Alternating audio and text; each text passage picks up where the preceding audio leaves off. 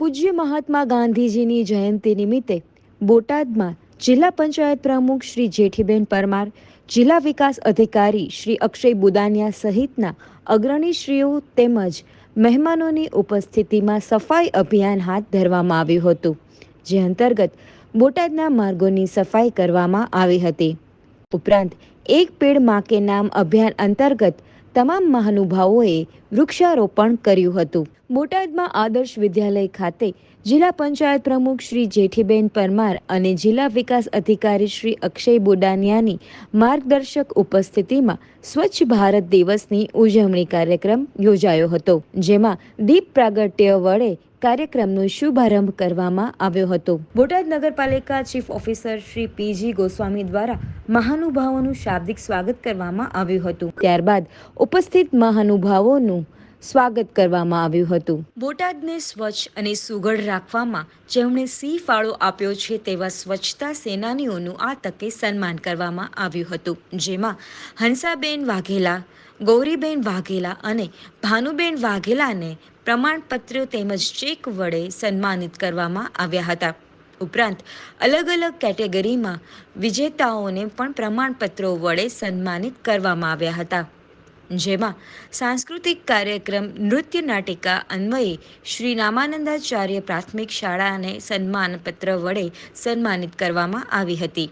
આ ઉપરાંત સ્વચ્છતા રેલીમાં કવિશ્રી Botadkar arts and commerce college, Shri VM Sakaria Mahila arts and commerce કોલેજને પણ સન્માનિત કરવામાં આવી હતી. સાથે સાથે સ્વચ્છ વોર્ડ સ્પર્ધામાં શ્રી શક્તિ સ્વસહાય જૂથને પ્રમાણપત્ર વડે સન્માનિત કરવામાં આવ્યું હતું. ચિત્ર સ્પર્ધા અંતર્ગત પંડિત દીનદયાળ પ્રાથમિક શાળા નંબર 1ની વિદ્યાર્થીની વાઘેલા જાનવીબેનને સન્માનિત કરવામાં આવી હતી. આ સાથે જ મેરેથોન દોડમાં Shri MD Shah Vidyalaya, Shrimati RCA Shah boys high school, Shri સરકારી હાઈસ્કૂલ બોટાદને સન્માનિત કરવામાં આવી હતી. સ્વચ્છતા સંવાદમાં શ્રી નીતાબેન લાખાણી, યોગ શિબિરમાં શ્રી પ્રવીણભાઈ કડથિયા, શેરી નાટકમાં શ્રી વિપુલભાઈ જમોડ, સફાઈ મિત્ર સુરક્ષા શિબિર અન્વયે શહેરી આરોગ્ય કેન્દ્ર 1ને પણ આ તકે સન્માનિત કરવામાં આવી હતી. આમ વિવિધ પુરસ્કારોનું વિતરણ આ સમારોહમાં કરવામાં આવ્યું હતું. આ તકે અગ્રણી શ્રી રસિકભાઈ ભુંગાણીએ પણ પ્રેરક ઉદ્બોધન કર્યું હતું. આજે બાપુજીની જન્મ જયંતિ નિમિત્તે તેમજ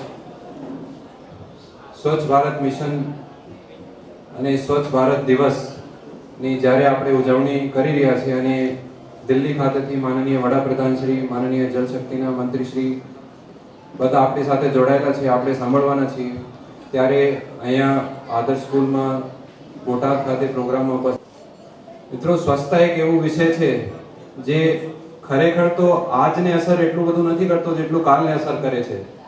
એટલે મોટી સંખ્યામાં અહીંયા યુવા મિત્રો બેઠા છે. તમારા ભવિષ્ય માટે, તમારા ભવિષ્યના આરોગ્ય માટે આજે સ્વચ્છતા જળવાય એ ખૂબ જ અગત્યનું છે. કારણ કે આજે જે સ્વચ્છતા જો પાલન નહીં કરશું તો એના જે ઇફેક્ટ છે, એના જે રિઝલ્ટ છે, રિઝલ્ટ આપણને 10 થી 15 વર્ષ પછી મળવાના છે.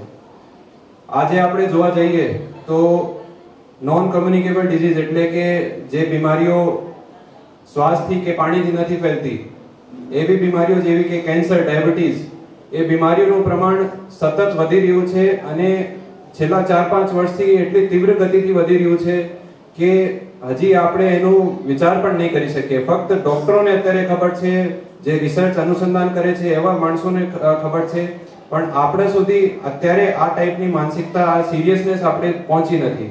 અને આ તમામ વસ્તુઓનું જે મૂળમાં જે કારણ જે જોવા જઈએ તો ક્યાંક ને ક્યાંક સ્વચ્છતાનો વિષય આવે છે. અને સ્વચ્છતા એવું નથી કે આજે આપણે સ્વચ્છ રાખીએ તો કાલ બીમારી નહીં થશે. આપણે સતત સ્વચ્છતા રાખીએ તો ભવિષ્યના 50 વર્ષ, 60 વર્ષ, 100 વર્ષ પછી આપણે માનવ જાતિને આપણે આરોગ્ય સહિત રાખી શકશું.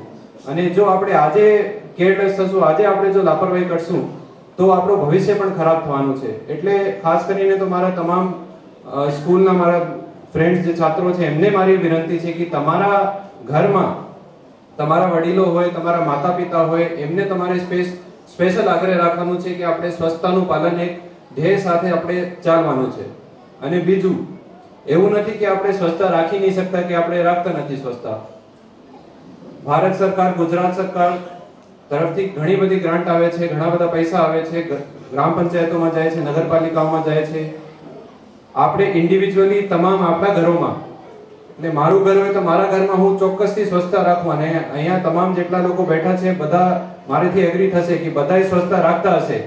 પણ આપણે ઘરથી બહાર જ્યારે નીકળીએ, જ્યારે શહેરી આવે કે કોઈ સમાજનો કે કોમન વિસ્તાર આવે, કોમન વિસ્તારમાં સ્વચ્છતાની આપણે ચિંતા ક્યારેય કરતા નથી.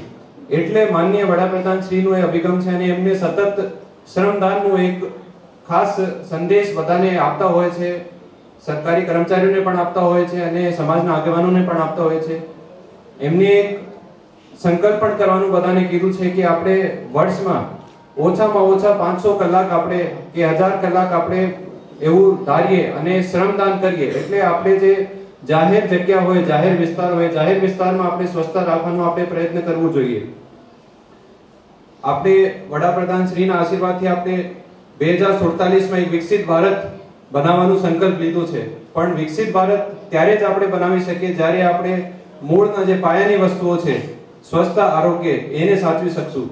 જો આપણો દેશ સ્વચ્છ નહીં રહેશે, જો આપણા દેશમાં આરોગ્ય ખરાબ રહેશે, તો કોઈ પણ સંજોગોમાં આપણે ક્યારે વિકસિત ભારત નહીં બની શકશું. અને એ આપણે જોઈ શકીએ, કારણ કે જે વિકસિત દેશો છે, અમેરિકા હોય, યુરોપના દેશો હોય, જાપાન હોય, એવા દેશો વિકસિત ત્યારે જ બને છે જ્યારે એ સ્વચ્છતા જાળવતા હોય છે. આપના ગામમાં ક્યારે કોઈ એનઆરઆઈ હોય કે જે વિદેશથી આવેલા હોય, એમને તમે પહેલી વાત જે પૂછશો કે વિદેશમાં અને ભારતમાં તમને શું ડિફરન્સ લાગ્યો, તો પહેલી વસ્તુ એ કોઈ સાંસ્કૃતિક કે કોઈ બીજી કોઈ વસ્તુ ક્યારે નહીં કહે. સંસ્કૃતિમાં આપણે ભારત કરતા કોઈ દેશ આપણે આગળ છે નહીં, પણ એ ચોક્કસથી જરૂર કહેશે કે ભાઈ સ્વચ્છતાનું થોડું અભાવ જે આપણે દેશમાં મળે છે એ વિદેશોમાં, જે વિકસિત દેશો છે ત્યાં નથી મળતું.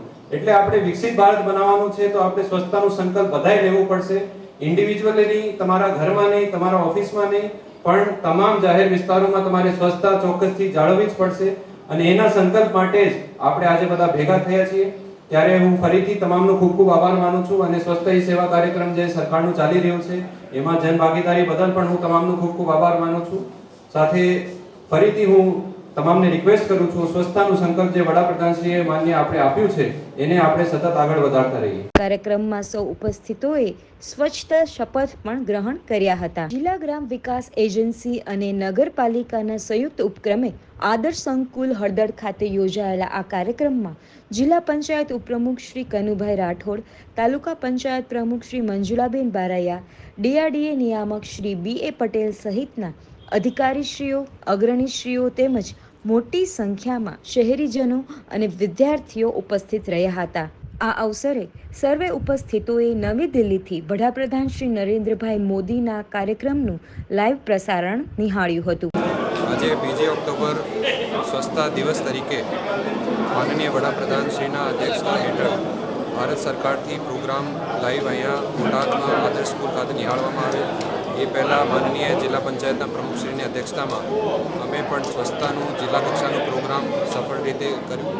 અને એમાં નગરપાલિકા તેમજ ગ્રામ્ય વિસ્તારમાં જે સ્વચ્છાગ્રહીઓ તેમજ સફાઈ કર્મીઓ જેમને ખૂબ સરસ રીતે સ્વચ્છતામાં કામગીરી કરી છે, તમામને સર્ટિફિકેટ આપવામાં આવે અને તમામનું અભિવાદન કરવામાં આવે. મારું નામ નીતાબેન લાખાણી છે.